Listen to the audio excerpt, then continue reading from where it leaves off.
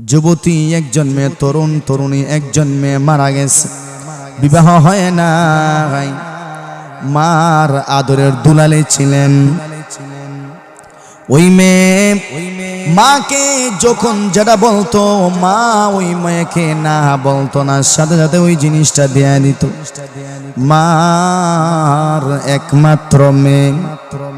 আমার ভাইয়ারা, হঠাৎ করে ওই মেয়ে তো নামাজ পড়তো না, পর্দা করতো না, আল্লাহর বিধান ব্যাপারে সে উদাসীন ছিল, নামাজের ব্যাপারে অলসতা পোষণ করত।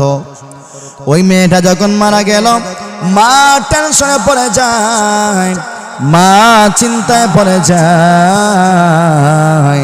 মা এবার টেনশন করতেছে, আমার আদরের দুলালি তো দুনিয়া থেকে বিদায় হয়ে গেল, আমার আদরের সন্তান, আমার আদরের মেয়েটা এই দুনিয়া থেকে বিদায় হয়ে গেল। কিন্তু আমি জানলাম না, আমার মেয়েটা তো দুনিয়ার জমিনে সুখে শান্তিতে ছিল। আমি মার কাছে যখন যেটা চাইছি আমি মা তাকে দিয়ে দিয়েছি, কষ্টের মধ্যে আমি আমার মেয়েটাকে রাখি নাই।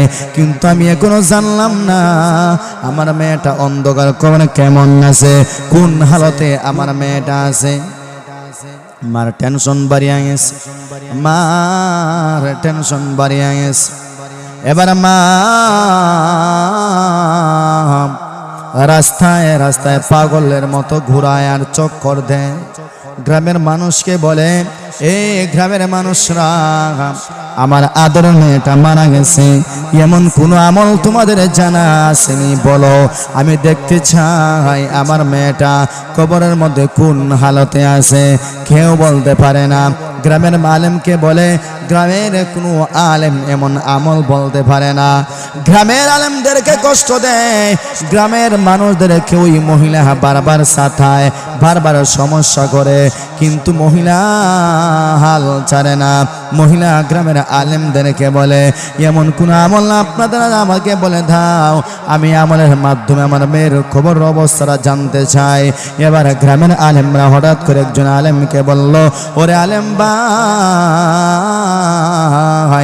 এমন কোন আমল তোমার জানা আসেনি যে আমলটা করলে আমি আমার মেয়ের খবরের হালত জানতে পারবো, যে আমলটা করলে আমি আমার মেয়ের গুরুস্থানের হালতটা জানতে পারবো, আমার মেয়েটা গুরুস্থানে কোন হালতে আছে, ভালো অবস্থায় আছে নাকি খারাপ অবস্থায় আছে।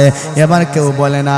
আল্লাহর একজন বান্দা সে বলল, ওরে আল্লাহর বান্দি গোটা দুনিয়াতে কেউ বলতে পারবে না, তবে আমি একটা জায়গার কথা বলেছি, একজন আলেমের নাম আমি আপনাকে বলে দেই। ওই আলেম